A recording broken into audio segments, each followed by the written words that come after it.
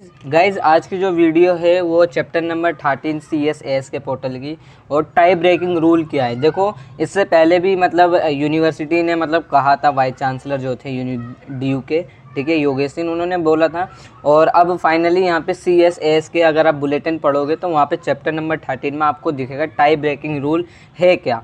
For example दो बच्चे ऐसे होते हैं, आपका CUT स्कोर सेम है, एक ही कॉलेज और एक ही कोर्स में, तो इस केस में क्या होगा, देखो यहाँ पे मैं पहले पढ़ के बता दूँ आप लोगों को। In the event of a tie where 2 और more candidate have the same CUET UG 2022 merit score for a programme and college combination. अब फॉर एग्जांपल मैं हूँ, मेरा नाम अनस है और दूसरा जो बच्चा अप्लाई कर रहा है उसका नाम है जाकिर मान लेते हैं, ठीक है। अब हम दो हैं, जो हम दोनों ने मतलब अप्लाई करा जाकिर हुसैन कॉलेज में या फिर मान लो देशबंधु कॉलेज में, ठीक है।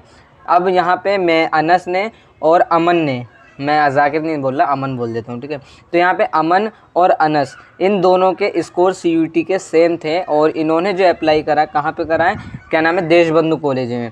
अब उस कॉलेज की कट ऑफ भी वही सेम है, मतलब जो गई है। अब इस रूल में होगा क्या, क्योंकि दोनों का जो है टाई अप हो गया। अब किसी सीट तो किसी एक को ही देनी है ना, DU के किसी कॉलेज को किसी एक ही बंदे को सीट देनी है इस केस में। अब यहाँ पे होगा क्या, देखो टाई ब्रेकिंग के रूल में अगर दो बच्चों के स्कोर सेम होते हैं तो यहाँ पे देखो क्या होगा, देखो the candidate with a higher percentage, और देखो यहाँ पे क्लास 12 के मार्क्स ऐड होंगे आपके, देखो कैसे, the candidate with a higher percentage of aggregate marks in the best 3 subject of class 12 will be given preference. अब यहाँ पे दो बच्चों के स्कोर सेम है तो यहाँ पे आपके जो क्लास 12 में बेस्ट 3 सब्जेक्ट्स हैं, अब वहाँ पे इनकी प्रीफ्रेंस दी जाएगी। फॉर एग्जांपल आप पे बेस्ट 3 में इलेक्टिव सब्जेक्ट्स हो सकते हैं, जैसे physical science, history, geography, economics, history, ये सब जो है आपके इलेक्टिव सब्जेक्ट्स होते हैं, तो यहाँ बेस्ट 3 में जोड़े जाएंगे। अगर आपका इस केस में भी दोनों बच्चों का सेम ही आता है तो फिर यहाँ पे सेकंड प्रीफ्रेंस में जो लिखा हुआ है, यहाँ लिखा है बेस्ट 4 जोड़े जाएंगे क्लास 12 में। तो आपकी जो क्लास 12 में बेस्ट 4 होगी, यानी जो 4 सब्जेक्ट होंगे बेस्ट, उनके मार्क्स कंसिडर किए जाएंगे। अब इस केस में भी दोनों बच्चों के मार्क्स 12 के भी, CUT के स्कोर भी सेम है, तो यहाँ पे तीसरा है कि बेस्ट 5। देखो इतना लंबा तो नहीं जाएगा, कहीं ना कहीं दोनों बच्चों के स्कोर जो है नीचे हो जाएंगे, ठीक है।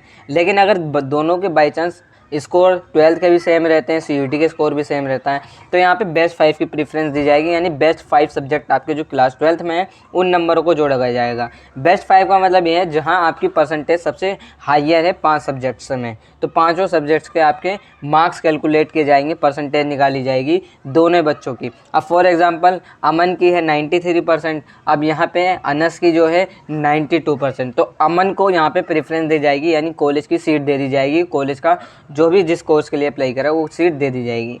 अब लेकिन होता क्या है, इस केस में भी अमन और अनस के दोनों के बराबर आते हैं, तो यहाँ पे चौथा जो चीज़ है एज को प्रेफरेंस दी जाएगी। यहाँ पे लिखा है age of the candidate preference और to get candidate having an earlier date of birth, यानी जो क्लास 10 के सर्टिफिकेट में आपके मेंशन होता है एज, तो एज होगी। अब यहाँ अमन की एज 2003 है और अनस की एज 2004 है, तो यानी अमन बड़ा है, 2003 एज है, ठीक है। तो अमन बड़ा है तो अमन को प्रेफरेंस दी जाएगी और अमन को सीट दे दी जाएगी, अगर ये चारों चीज़ें होती हैं, ठीक है। अब यहाँ पे देखो नोट में अगर हम पढ़ लेते हैं तो देखो, if the marksheet contain both class 11th and class 12 marks, only class 12 marks will be considered. देखो काफ़ी बोर्ड्स ऐसे होते हैं, या फिर जब आप क्लास 10th के बोर्ड के एग्जाम्पल में दे रहा हूँ, तो पहले क्या होता था, जो क्लास 10 का रिजल्ट आता था उसमें 9th एंड 10th दोनों का बोथ रिजल्ट आता था, यानी दोनों के एक ही साथ रिजल्ट आता था, एक ही मार्कशीट होती थी। अब 12th में भी ऐसे कुछ बोर्ड्स हैं जिनकी 11th और 12th की मार्कशीट एक ही होती है, यानी ऊपर 11th के मार्क्स होते हैं, नीचे 12th के मार्क्स होते हैं। लेकिन यहाँ पे अगर आपके ऐसे मार्कशीट है दोनों में, यानी क्लास 11th और क्लास 12 के मार्क्स हैं, तो यहाँ पे आपके क्लास 12 के ही मार्क्स ऐड होंगे। ऐसा नहीं है कि आपके क्लास 11 के भी मार्क्स जो ऐड हो रहे हैं, ठीक है, ऐसा कुछ नहीं है।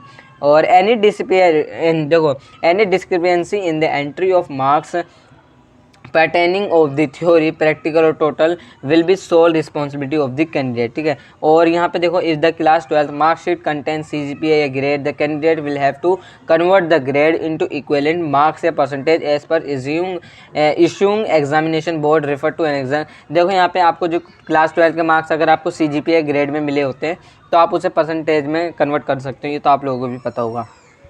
तो आप लोगों को बस यही अपडेट थी। ये जो रूल है पूरा टाई ब्रेकिंग रूल के ऊपर है, आप इसे पढ़ भी सकते हो। ये CSAS है ना, tie breaking rule chapter number 13 में आपको दिख जाएगा। ऑफिशियल है, दिल्ली यूनिवर्सिटी का ऑफिशियल बुलेटिन का है, ठीक है। तो यहाँ पे बस टाई ब्रेकिंग रूल यही था। और बाकी की अपडेट के लिए आप मेरे चैनल को सब्सक्राइब कर सकते हैं, और कोई क्वेरी है तो आप लोग मुझसे फ्रीली इंस्टाग्राम पे पूछ सकते हो, ठीक है।